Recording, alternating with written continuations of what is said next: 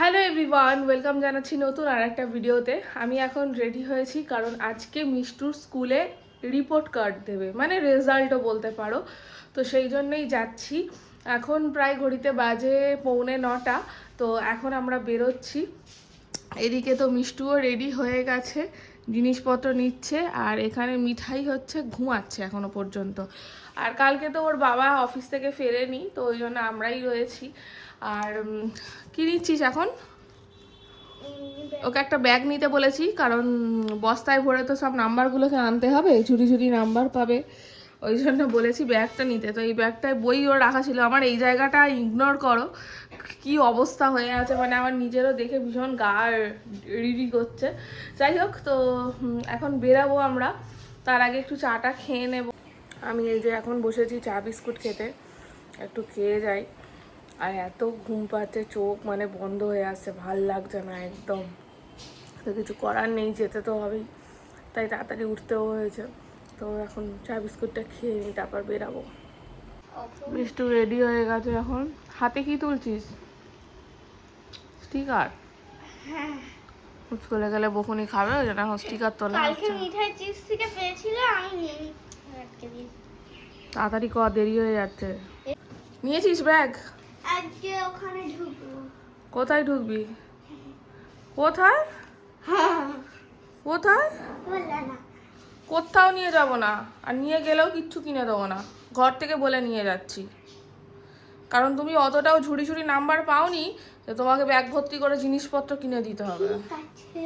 এই আজকে কতগুলো টাকা দিয়ে রিঅ্যাডমিশন করাতে হবে। আজকে ওদের রেজাল্টের সাথে সাথে ওদের রিঅ্যাডমিশনটাও রয়েছে, আজকেই হবে। যেমন মিষ্টু ক্লাস 3 থেকে ক্লাস 4-এ উঠছে, তো ওকে 4-এর রিঅ্যাডমিশনটা করিয়ে দিয়ে আসবো আজকে। আর কতগুলো টাকা, আমি টাকার অ্যামাউন্টটা বলছি না, বাট অনেকগুলো টাকা আজকে দিয়ে আসতে হবে। তো কিছু করার নেই, মেয়েদের ভবিষ্যতের জন্য তো খরচা করতেই হবে, টাকা টাকা বলে তো লাভ নেই। তো চলো বেরোনা যাক, লেট হয়ে যাচ্ছে। সো আমরা স্কুলে চলে এসেছি, আর ভিতরে তো দেখতে পাচ্ছি প্রচণ্ড ভিড়। দেখাচ্ছি তোমাদের, প্রচণ্ড ভিড় হয়েছে, বাপরে। যে স্কুল থেকে রেজাল্ট নিয়ে বেরিয়ে পড়েছি, এখন আবার বায়না এই যে মোড় মার্কেটে ঢুকতে হবে। আর দেখেছো টং টং করে আগে নিজেই ঢুকে যাচ্ছে। এই যে আমি আমার কফি নিয়ে নিয়েছি, আর এই যে সেখানে কি ওইসব আমি একদম দেবো না, আমি একদম দেবো না। কি নিলি? ওই যে ওইটা নেওয়া হয়ে গেল। ওখান থেকে নেবো হচ্ছে চিয়া সিডস। সো বাড়ি চলে এলাম, এখন বাজে 11:30। অনেকটাই বেলা হয়ে গেছে, আর এত রোদ্দুর যে মাথা মাথা যেন ঘুরছে। গেটটা আটকে আয়। কি করছো? কি করছো? এই দেখ দিদি, দেখ কালো হয়ে গেছে একদম। কি এনেছিস দেখা বোনের জন্য?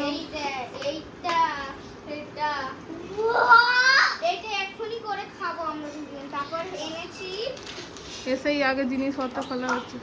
এইগুলো দুজনের জন্য চকলেট বিস্কুট, আমার জন্য আমারটা খাওয়া গেছে। এটা হচ্ছে মায়ের কফি। এই দেখো চিয়াসি, সব বের করে করে দেখানো হয়ে গেছে। আর একটা জিনিস তোর ফেভারিট খুব। ওটা কে দিয়েছে? ওটা রুনু আন্টি দিয়েছে। নিউটেলা। দিদিকে একটু আদর করে দাও। এইগুলো দুজন মিলে ভাগ করে খাবো। বাবারি বাবারি বাবারি। এগুলো আমরা দুজন মিলে ভাগ করে খাবো। হ্যাঁ, আগে এই নুডলসটা আমি জামা প্যান্টটা ছেড়ে নিয়ে আমি বানাবো, তুমি তুমি খাবে। হ্যাঁ চলো ওরা ভাগ বাটোয়ারা করে নিই, কারণ আমি একটু জল খাই, আমার প্রচণ্ড তেষ্টা পেয়েছে। রুনু অনেক করে বলছিল যে আমাদের বাড়ি চল না চল না, আমি না রে ভাই, এখন এই রোদ্দুরের সময় আর গেলে আমার বাড়িতে অনেক লেট হয়ে যাবে, আর ভাল লাগছে না। তো চলো চেঞ্জ করে নিই, তারপর তোমাদের দেখাচ্ছি রেজাল্ট কী করেছে। স্নান টান করে চলে এসেছি। আর আজকে অ্যাকচুয়ালি ফোন করেছিল যে এসি সার্ভিস করাতে আসবে, তো ওই জন্য ভাবলাম তাহলে ঘরেরটাও করিয়ে নিই আর আমার স্টুডিওরটাও করিয়ে নেব।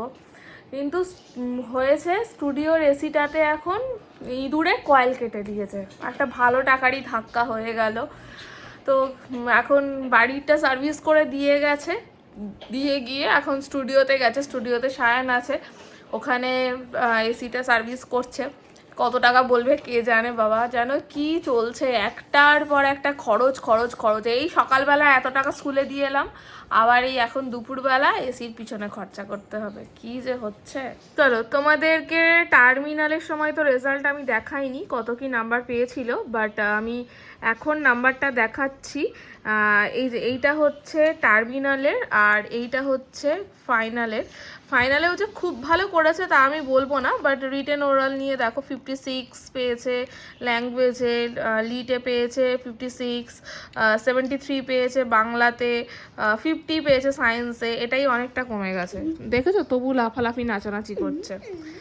যাই হোক, তো তোমার 75 সোশ্যাল স্টাডি, 60 পেয়েছে ম্যাথমেটিক্সে, কম্পিউটার সায়েন্সে 87 পেয়েছে, ভ্যালু এডুকেশনে 39, এটা হচ্ছে আউট অফ 50-তে, আর জেনারেল নলেজে 47 আউট অফ 50-তে। তো এই যে গ্রেডটা দেখিয়ে দিলাম তোমাদের, এই যে দেখো 66% প্রমোটেড টু ক্লাস 4, ঠিক আছে? তো এই হচ্ছে ডিটেলস রেজাল্টের। আমি সবটাই তোমাদেরকে এই ভিডিওতে দেখিয়ে দিলাম, কারণ আমি তোমাদেরকে টার্মিনালের সময় বলেছিলাম যে এখন রেজাল্টটা খারাপ হয়েছে, সেই জন্য আমি দেখাতে পারছি না, বাট আমি যদি ফাইনাল এক্সাম ভালো করে তাহলে আমি দেখাবো। তো টার্মিনালের তুলনায় ভালো করেছে, যেমন এখানে দেখো টার্মিনালে 800-তে 480 পেয়েছিল, বাট এবারে 800-তে পেয়েছে 543। তো সেই জন্য গ্রেডেশনটাও আপগ্রেড হয়েছে। তবে মানে আমরা তো প্রথম থেকেই বলেছিলাম ওর বাবার আমি যে একটা বছর আমরা টাইম নিচ্ছি, আমরা দেখবো যে কেমন কি রেজাল্ট করে না করে, সেই মতন মানে সিদ্ধান্ত নেব যে নেক্সট ইয়ার এখানেই রাখবো কিনা, নাকি আবার বেঙ্গলি মিডিয়ামে ফিরিয়ে নিয়ে যাব। কারণ সত্যি কথা বলতে এই সমস্ত প্রাইভেট স্কুলগুলোতে প্রচণ্ড পরিমাণে টাকার অঙ্ক থাকে। তো যখন খাতা দিয়েছিল তখনই খাতা দেখার পরে বললাম যে না ঠিক আছে, তবু রাখা যেতে পারে, কারণ টার্মিনালটা তো স্কুলে অ্যাডমিশনের 6 মাসের মধ্যে হয়েছিল, তো সেই জন্য ও অতটাও জিনিসটাকে বুঝতে পারেনি, তাই জন্য মার্কসটা অনেকটা কমে গেছিলো। আর অ্যানুয়ালের সময়তেও তাই। এবার কি বলো তো, মানে শুধু টিচারের উপর তো ছেড়ে দিলে হয় না, বাবা মা গার্জেনদেরকেও দেখতে হয়। তো ওর বাবা তো একদমই টাইম পায় না, আর আমি যতটুকু টাইম পাই আমি দেওয়ার চেষ্টা করি। এবার সারা বছর পড়লে একটা ব্যাপার ঠিক আছে, বাট আমার টাইম দেওয়া মতো মানে সেই পরীক্ষার সময় রাত জেগে পড়ানো, রাত 1:30-2টোর সময় পড়তে বসানো, এই সব করা। তো যাই হোক করেছে। তবে যখন রিপোর্ট কার্ডটা নিচ্ছে তখন তো ম্যাম বললেন যে এর পরের বার কিন্তু আরও চাপ, ক্লাস 4 যেহেতু, তখন কিন্তু আরও ভালো করে পড়তে হবে। তো বলেছি সেরকম পড়তে হবে। আর ওর এখন যে আন্টিটা রয়েছে সেও তো ভীষণই ভালো, তো আশা করছি আন্টি ভালো করে দেখবে। তাই তো, পড়বি তো এবারে? ঘাড় নালে শুধু হবে না, করতে হবে, ঠিক আছে? তো চলো তাহলে আমি এখন খাবো, দুপুর হয়ে গেছে যেহেতু, আর আজকে যেহেতু সোমবার আমি ভেবেছিলাম মুসলি খাবো, বাট ভালো লাগছে না। এখন আমি খাবো হচ্ছে এই বিস্কিট, এই কুকি বিস্কুটটা নিয়ে এসেছি, এই বিস্কিটটাই আমি খাবো এখন। তো খেয়ে নিই, তারপর আবার দেখি এসির কত টাকা বিলের খবর আসে। এখন সন্ধেবেলা, এই যে জামা কাপড়ের পাহাড়ের উপরেই আমি শুয়ে পড়েছি, ভাবছি ইস্ত্রি করব, বাট ইচ্ছাও করছে না, আবার মনে হচ্ছে না করি, কারণ রাত্রেবেলা শুতে হবে, এইগুলো না সরালে শোয়া যাবে না। আর এদিকে এই যে ঘরে চলে এসেছে, একদিন পর ঘরে এলো। কিরম অভিজ্ঞতা নতুন জায়গার? খুবই বাজে। আসলে ডিউটিটা এমন পড়েছে না, সেক্টর, তার সাথে নাকা মানে তো রাস্তায় মানে 8 ঘন্টা টানা গাড়ি ফাড়ি চেক করা, নাইট হচ্ছে, রাত্রি 10টা পর্যন্ত করতে হচ্ছে, কষ্ট করে করা যাচ্ছে। এটা একদিনের নয়, টানা রোজ চলবে। ভোট অবধি। হ্যাঁ, তো এই হচ্ছে ব্যাপার। আর এখন প্রায় ঘড়িতে বেজে গেছে 8:30 বেজেই গেছে। তো ভাবছি এবার উঠবো। আর মিষ্টি মিঠাই দুজনেই পড়তে বসেছে, আন্টি পড়াতে এসেছে ওদেরকে। কি হলো, চলে এলি? ওই যে একজন চলেও এলো আবার। পড়তে 14বার শুধু উঠে পড়তে হয় না রে, হ্যাঁ? তো চলো, এই হচ্ছে আপডেট। আর এই যে মেয়ের রেজাল্ট দেখেছো? না, কই দেখালে কোথায়? ও, তোমায় দেখানো হয়নি, নাম্বার তো শুনেছো। কি বলবে, খুশি? পার্টি দেবো, পার্টি একদিন তোকে আমার তরফ থেকে। অলরেডি আজকে আমার 1100 টাকা খরচা করে দিয়েছে। সেটা তোমার তরফ থেকে না, মোটেই না, মোটেই না। তুমি দেবে আমাকে 1100 টাকা। আমি ওকে আলাদাভাবে আনন্দ দেবো। না গো, আলাদাভাবে আনন্দ দেওয়া নয়, তুমি খুব চালাক আছো। তোমার বেলা বেশ কম দামি জিনিস দিয়ে দেবে, আর আমার খরচা করে দিয়েছে 1100 টাকা। আর আজকে একে কত খরচা হচ্ছে আমার। এসির কয়েল পুড়ে গেছে বুঝলে, সেখানে 2500 টাকা খরচা হলো, অ্যাডমিশন হলো। কোত্থেকে পাবো আমি অত, ভাবো তো। দেখো চুল কেটেছে, দেখো না কেন ছেলেদের মতন। হ্যাঁ বাবাকে দিয়ে দিয়েছে। সায়ন এসেছিল, তার সাথে গল্প করতে করতে রাত কাবার, এখন বসেছে ইস্ত্রি করতে। কি করব, এই যে তুবাকার হয়ে পড়ে আছে, ভেবেছিলাম তো আজকে এটা ইস্ত্রি করে শেষ করে দেবো, কিন্তু শেষ হয়ে তার সাথে না কথা বললে হয়। এই বসে তোমার জামা কাপড় কটাই আপাতত করে দিচ্ছি, করো আর কি করা কারণ যাবে। অনেকদিন হলো করা হয়নি, হাতের জন্য করতে পারি না। আজকেই বসে বসে করে দিচ্ছি, সব জমে যাচ্ছে।